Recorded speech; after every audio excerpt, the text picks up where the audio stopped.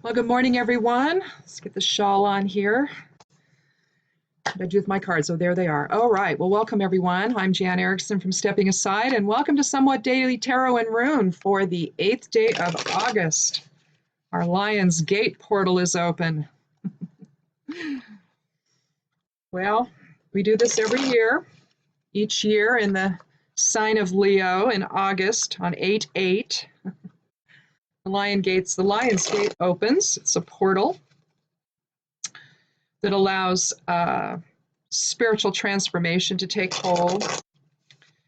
Earth gets in alignment with Sirius, and Sirius is one of the bodies through which the cosmic rays flow. And if you are into esoteric esoteric astrology, I almost said psychology, well, it kind of is, like I am, then you're kind of aware of that whole process. We have once they reach here, they come through the Big Dipper, basically, through each star there and radiate outward. And we feel those, and we talk about that. You'll find that there's a section in the moon information I do in on the blog. I have a chart breakdown, an information section, and I talk about the rays, what rays are active, what seems to be astrologically, what seems to be influencing us the most ray-wise. Well, that's kind of what this is. But again, each year it starts, toward the end of July, I think, 25th, 26th, something like that. And it goes through about the middle of August in terms of the emanations that flow through. But today is the day where awakening and spiritual transformation are at their strongest. It's a time where we awaken to the higher frequencies of self, of true self, of self as spirit. The bodies are just an illusion that we slow our energy down, basically, and create these bodies that then spirit inhabits for whatever time we're here doing this, and everywhere else we are as well, because we're not just here. But when this alignment is here, we have an extra amount of energy that comes through from spirit to inform all of us, to allow us to transform into the higher frequency self that ascension is all about. I mean, that's just basically what ascension is. It's about the awareness and the transformation energetically as well, not just the awareness, but the transformation energetically into a higher state of being. DNA activations happen during this time. You can spend time in meditation to align chakras, and because those are really what your chakras are, basically a reflection of those 7 rays, essentially. And they're the channel that spirit comes through into, basically, to inform who we are and how we function in the world and all of that. So if we have issues of fear all of the time, then maybe the root chakra isn't as strong as it needs to be. For example, solar plexus might be having some problems, where, you get that feeling all the time and you panic, maybe you don't feel secure in your life, so those lower chakras, the first, second, and third, are going to be, maybe not as strengthened as they need to be. So you could use this day actually in meditation to start focusing on some of those issues, be aware of what each chakra means and what type of issues that they reflect, and see if any of that resonates. And then try to visualize in meditation, drawing the Lion's Gate energy straight into those chakras to heal whatever, whatever that perception has caused to go awry. Because really that's what it is. It's the ego's perception that messes everything up for us here. If we could just stay in spirit, things would be a whole lot better, Yesterday, I didn't do the normal reading. If you were here, I did a bind rune for protection.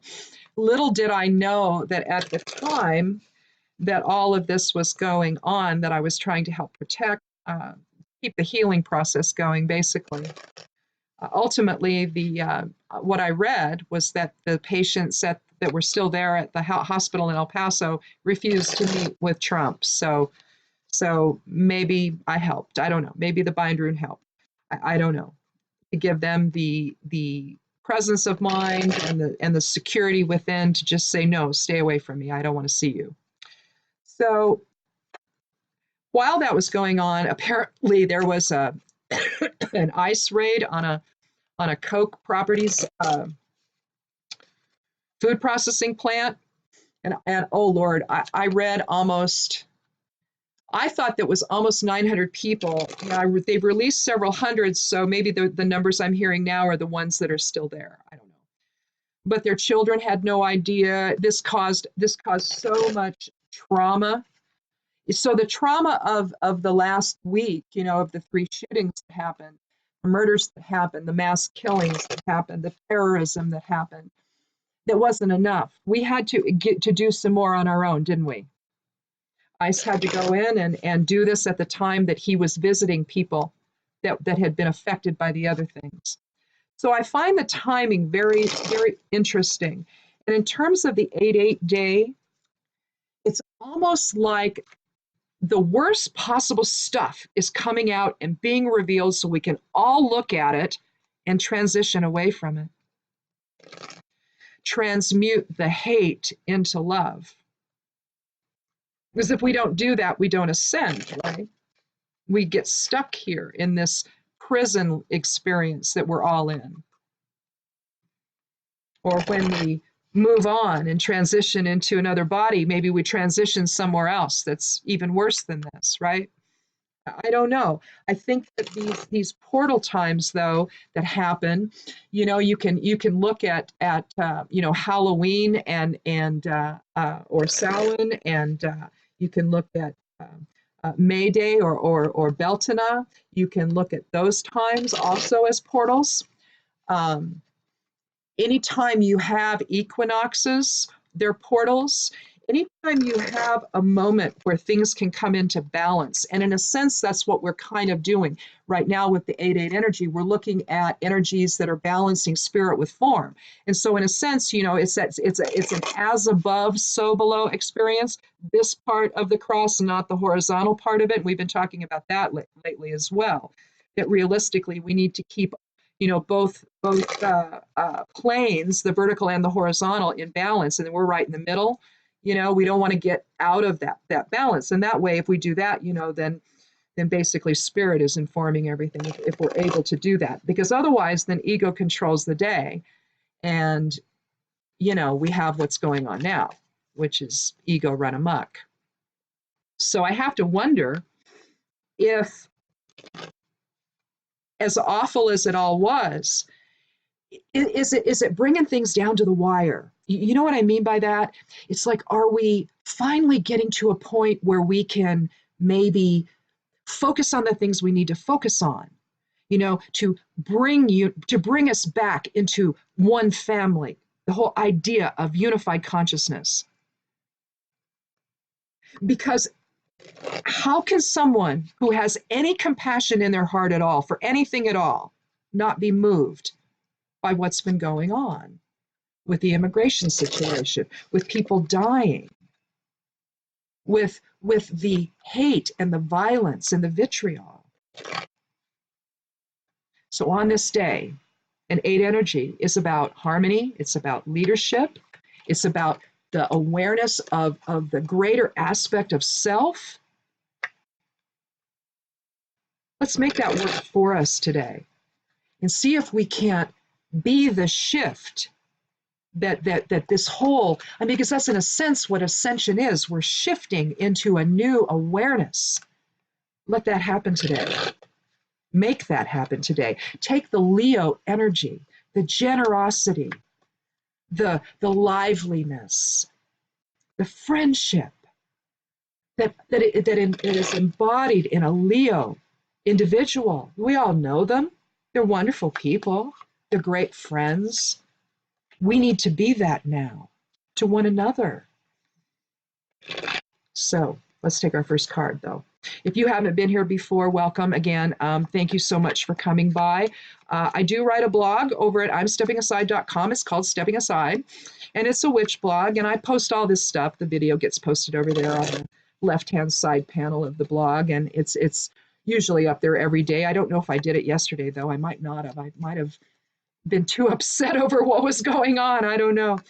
But I'll have to look and see if I actually did post it. Otherwise, this one will go up there today, though. If not, I do these 4 days a week, Monday through Thursday. And I did say at the beginning of the week that I would talk today about what's going to happen over the next 2 weeks. Maybe nothing.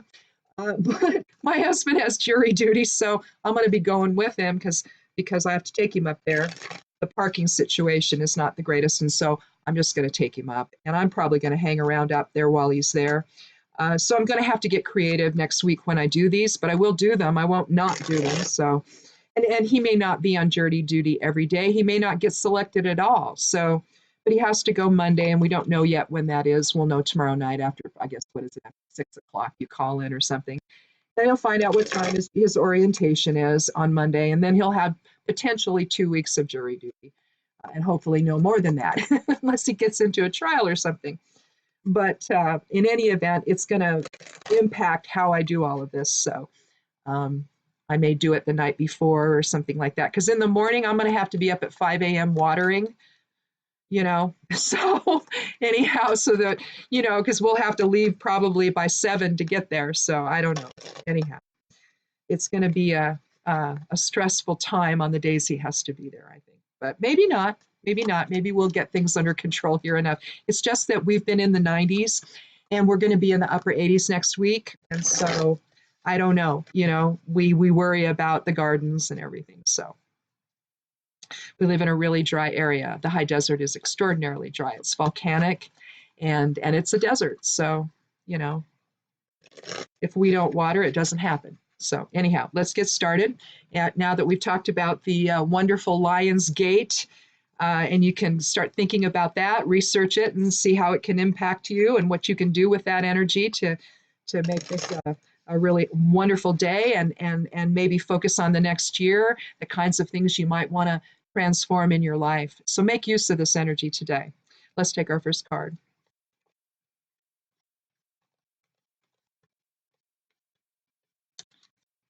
Now that we're about 12 minutes in. Usually I only chat for about 5. Well, we have the Page of Cups. It's the water element. Pages suggest messages, students, new beginnings.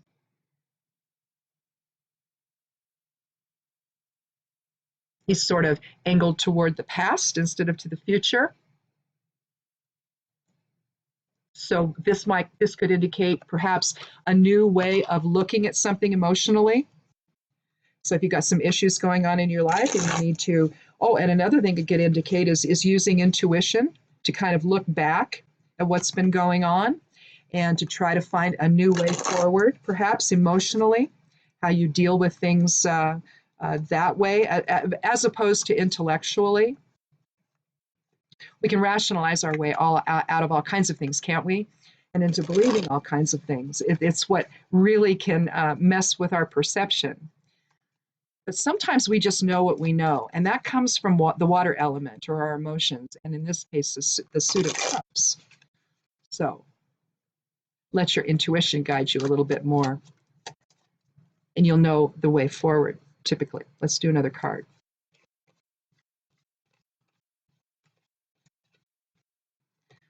Now, although yesterday I laid 3 cards down before I did the bind rune, how I do it here typically is I will take the 13th card each time, so just for randomness sake.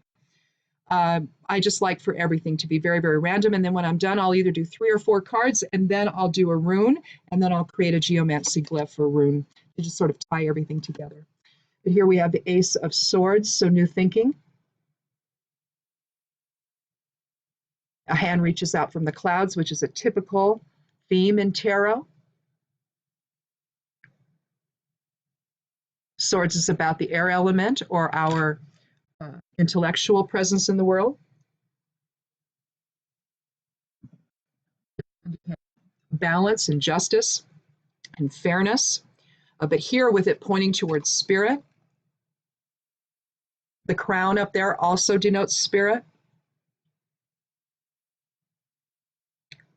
and the wisdom of spirit to guide our way forward. It's about cutting through the crap of things. You know, if you look at the Queen of Swords, particularly in the Thoth deck, you're looking at a queen that's reclined on a throne up in the clouds. She's got a sword in one hand and a severed head in the other. The Ace of Swords is about defining fairness and what's reasonable. It's about fair judgment. It could indicate a legal decision or legality. But here we're looking at maybe a little bit different balance between head and heart. You know, the page is the beginning of the section of the tarot that's called the court. They're court cards. The Ace of Swords is the beginning of the small cards of the minor arcana. Now, technically, you know, the cup, I think, I'm pretty sure that I've always considered the court to be sort of an outlier, but technically it's part of the minor arcana. It's not part of the major arcana, so it's contained within that. Although I kind of think of it as this little island out there somewhere. But if you look at it this way, you can think the court and then the small cards. And so you have the Ace of Swords, which is the beginning of the small cards, essentially. And then you have the Page of Cups. So both things are talking about something new, aren't they? That's the whole point of this. Undeveloped potential. Everything is not yet known, although all possibilities, all probabilities are there. So anything could be possible if we can find a balance between reason and emotion and intellect and emotion and intuition and clarity. Let's see what the third card is, though. So it looks like we've got some foundational things happening here, something different, a new approach. And, you know, given that this is the 8-8, you know, it's the Lionsgate day, I think that that's really, if you were, in fact, if you were to view cups and swords as, say, the horizontal plane, you could look at cups being on the left or receptive side, and then you could, and that would be the feminine influence, and then you would have swords on the masculine side or the projective side. So you can see how keeping head and heart, and we hear that all the time, don't we? Keep your head and heart in balance. You know, don't let one overshadow the other, because then sometimes, you know, you don't pay attention to that inner voice, and then other times you don't pay attention to what's staring you in the face. You know, sometimes truth is just truth. It's just right there. There's no interpretation necessary. So that's basically what we've got going right now, I think. And then if you put the Lionsgate energy into it, now you've got the fire element, don't you? From the sun, you've got will that gets involved. So you can see where it can all get a little crazy. And then it's all just trying to focus itself down into the earth element, you know, which is our foundation and all of that. So all of those other elements establish, essentially, the earth foundation, don't they? Or they at least contribute to it. And that's where perception, you know, takes us possibly in places we don't need to be. Like separating families at the border. How stupid is that? Let's do another card.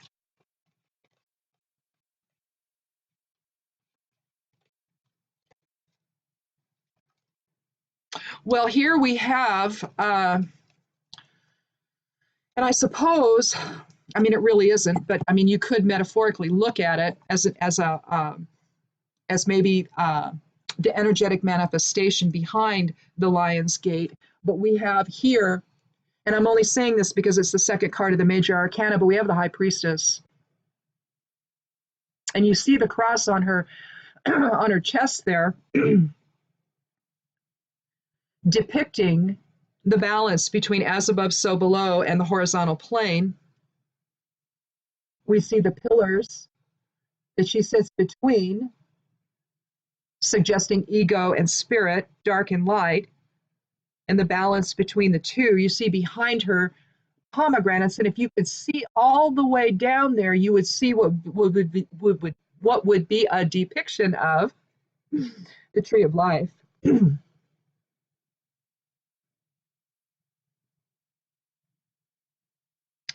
Here you have a card of balance, the balance between spirit and form, basically. Her headdress is a depiction of the triple goddess, isn't it? 3 moons there, 2 crescent and a full.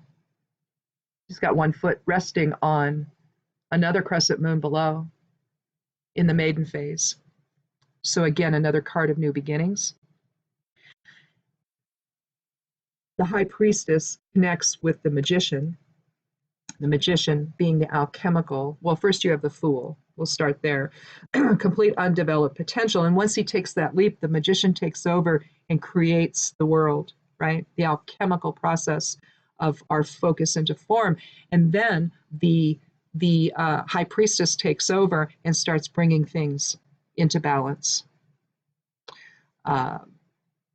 Understanding the notion of choice, understanding the notion of dark and light, understanding the notion of as above, so below, expressing that into form. She does it in balance because she also wants the horizontal plane to be in form as well, in balance as well. But then after that, see, that's when the Empress comes and gives birth to the world, followed by the Emperor, who just, is like, involved, but not the focus.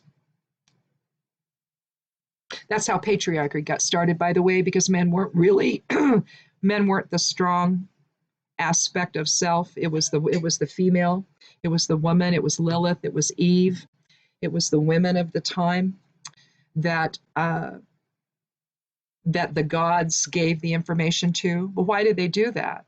Well, they did that because the woman was the stronger of the two. The woman was the one who was going to bear the rest of the creation. So the woman is the stronger of the two. That's why the high priestess is the one who takes what the alchemical process is created by the magician and then finishes it, handing it off to the Empress, who then gives birth to the world.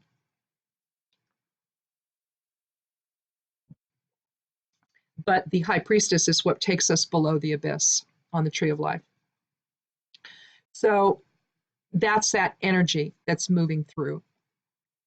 But basically what we have here, and I love this because with the Lion's Gate energy present, what we have is the energy for transformation, the energy to manifest something new that creates a better balance for us. I'm not going to do a 4th card because I think it's really all here. We have a 3 energy. Now, typically you don't assign a number to a court card. If we did, the Page of Cups would be an 11. So we wouldn't include that in, although it would definitely balance out with the 2 here with the, if you did reduce it to 2, but you typically don't because it's a master number, 11, 22, 33, all that. The dual numbers are master numbers. And so they hold more power, 22 being the most powerful number. But here, if we were to consider the Page of Cups 11, the page is bringing enlightenment. But it's an enlightenment from spirit, isn't it? It's the expression of the Lion's Gate energy into form, isn't it? And then we have the Ace of Swords then, which brings us to a feeling of new expression, of new balance, of new justice, followed by the High Priestess. I mean, we could have, I just would like to leave it where it is, though. I was going to say we could move it, but we don't have to. Here we have Ingus or Inguas, depending on how you want to pronounce it. Sometimes this is drawn by as 2 X's, one on top of the other, like a DNA strand, because what this means is a seed or sudden expansion of energy. And what does a seed do when it starts to grow? There's a sudden expansion of energy, right? I actually like it better this way. It's easier to put into a binder when it's drawn this way, but I like the feeling of the sudden expansion into form, basically. You see the 4 sides here, don't you? If you turn it, then you have kind of a square, but here you see the as above, so below nature, basically incorporating the horizontal plane if you were to draw an X in the middle.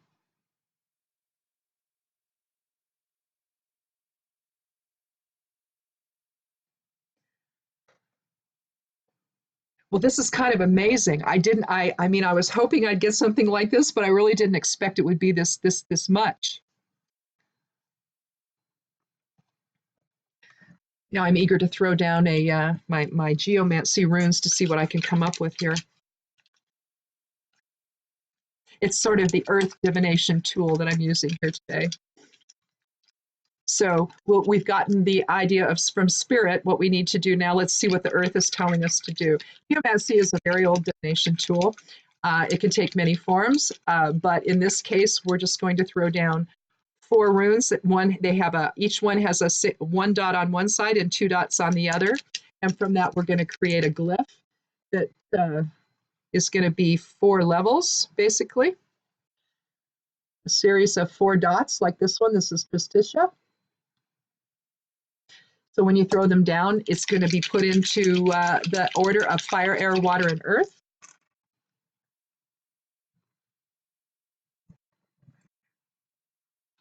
Wait a minute there, I lost one. There we go. All right, now let's see what we have. So I have, this is fire, as you can see, the fire element, well, the fire element there, but I threw a 2.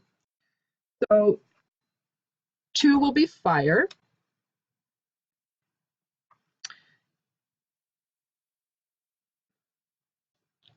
There is 1.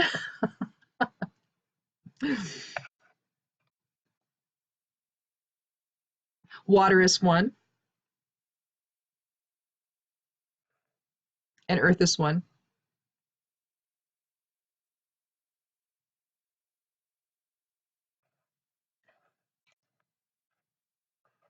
What we end up with is a geomancy rune called Caput Draconis. And it looks like this. Rather than trying to find it in my little bowl there. I only have those, by the way, for purposes of pictures on the blogs. I don't actually use them that way.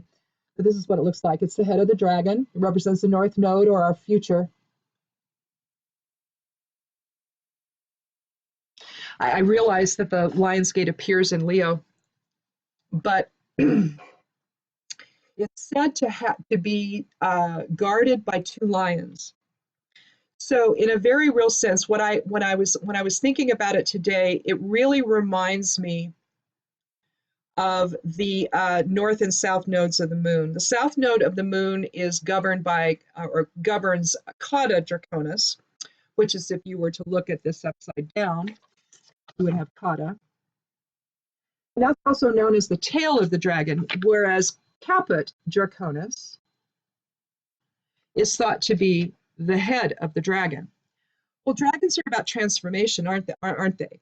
And so given that this is an 8/8 day, given this is a Lion's Gate day in a sense, although certainly Leo energy is involved in this, to me, how it manifests is more about the influences of the north and south nodes of the moon. Now I could be totally, this is likely just metaphorical. I'm sure it's not, I'm not an astrologer. I'm a witch. I play around with astrology because I use it in magic. So that's why I do those moon posts. It really doesn't have anything to do with telling people how to live their lives. Because that's not really my thing there. But although I do a little bit of it, I do a little bit of interpretation. Mostly this is just about to see where's the energies, what can I use today if I need to, in magic or something. But I couldn't get away from the idea. So I'm not surprised, really, that one of the node type of geomancy runes showed up, but because it feels like we're having to make a decision in a way with this energy. When we incarnate into form, we make this choice to be either service to self or service to others. And it really comes down to that, doesn't it? And it doesn't necessarily mean, if you choose service to self, that you're a selfish person. It just means you have some issues to work on. Now, it could mean that. Okay, you could end up being someone who's totally narcissistic. You could, depending on where it all goes, right? But realistically, it just could mean that you have some more inner stuff to work on. Okay. Service to others means you've likely done most of that. And so now you're going to find that fulfillment in trying to maybe be a teacher, or maybe you're a mom, you have a lot of kids, you stay home, maybe your focus is, or maybe you're working in some kind of social work, or even, I hate to say this, politics, more local government stuff as opposed to I don't even know about those folks, but hopefully there's some good people there. I think that there are, but it just seems like there's so many that have such trouble with moral compass. They can't really figure out that you're there to like do the work of the people. I don't know. They forget that. That's why I'm not so sure about the higher offices. Maybe some of the local stuff is where you can really shine and express that, this whole service to others type of experience. But it's less of a focus on stuff that, it's not that you don't work on stuff, you do. It's just that maybe you're a little more focused on other people, expressing compassion and. So sometimes we draw distinctions though, right? And so I have to wonder if the Lionsgate energy is also asking us to revisit that perhaps that choice we make to how we're going to focus on our overall theme in life, either service to self or service to others, can we also maybe in this time of ascension choose a different way? Even if you stay within it, can you choose a way that acknowledges the collective consciousness, that acknowledges the collective unified presence of all of us, and still work on your stuff? I don't know. Maybe. I think that the Lionsgate energy is so strong that just about anything can happen as a result. Just about anything can transform. Relationships can be healed that are strained. Estrangements can be resolved. Maybe we can even gain a moral compass if ours has been challenged. So I think that today and in the week ahead, because we've got, let's see, well, actually not even a week, maybe 4 more days of this. Is the 8th, and they're saying till the 12th, roughly. So maybe 4, 5, 6 days, maybe a week at the outset. Use this time really, really productively to re-examine things in your life that maybe need a different direction. If it's something that's based on the isms, maybe it's time to let that go. If it's something that's based on perceptions that leave you feeling lost and hopeless and wanting and feeling like the world does not understand you, try a different perception on. Try thinking that it does. Do the opposite, in other words. Do the opposite of what you would normally do. If you're struggling, do the opposite of what you would normally do to deal with it. And examine it, see if it's something that might be a better perception, might be a better way forward for you. Kata Draconis, or Caput Draconis rather, is about the future. It's about where we're going, not about where we've been. And so it's time to let go of the damage that has threaded through our lives, maybe. The harm, the isms that affect so many people in such difficult ways. I mean, if this last week wasn't an expression of that, I don't know what is. So with so many people dying, I don't even know what the count is now. So, and more than that, all the wounded, the walking wounded, not just the ones that were wounded in the shooting events, not just that, in the mass shootings, in the terrorist events that occurred. It isn't just those folks, it's all of the walking wounded that surround them. The people that can no longer go into, I was listening to Congressman Ryan, be interviewed this morning before I started this. He was on one of the news programs, and he's in Kentucky right now. He said the caravan was going. The caravan is going to be there today. He's there, and others are coming from other states to surround Mitch McConnell's office or home or something and demand change, demand movement on the gun thing. There's different bills that have passed the House that have been sitting on his desk, but the Grim Reaper will not act. He would rather reap people than act. But people are coming. People are coming out tonight, and they're going there, and they're going to stand there and wait and demand.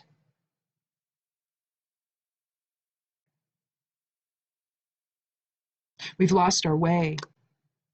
If we're still having to deal with this, we've truly lost our way. And now the energy is here on this day to manifest change, to manifest the generosity and love that Americans are so known for. Where did it go? How did it get like this? But today, we can do something about it. Today, the energy is there. And for the next few days, do not let up. Manifest the change you want to see in your life. Manifest the change you want to see in this country so that children don't have to be separated from their parents anymore, so that that never happens again, so that these guns are taken off the streets, so that nobody has to die again this way. Big issues affecting all of us now. Congressman Ryan took his kids to a Chuck E. Cheese and was looking for exits. And then it dawned on him what he was doing. And he was horrified that he can't take his children to a fun place to have fun with the family without worrying that someone's going to kill them. That's where we are now. Use today's energy to change that. That's it. That's it for today. Again, this will probably get posted weird times next week and the week after maybe, unless he doesn't get called up. So, jury duty. I've never done it. I think it'd be fun. He's just irritated because he won't be home to water. So, anyway, husbands. So I'll see you Monday sometime. Be good to yourself. Be good to one another. Make the most of today and the next few days. Really, really activate everything you can. Bring everything into balance that you can. We'll see you Monday. Blessed be.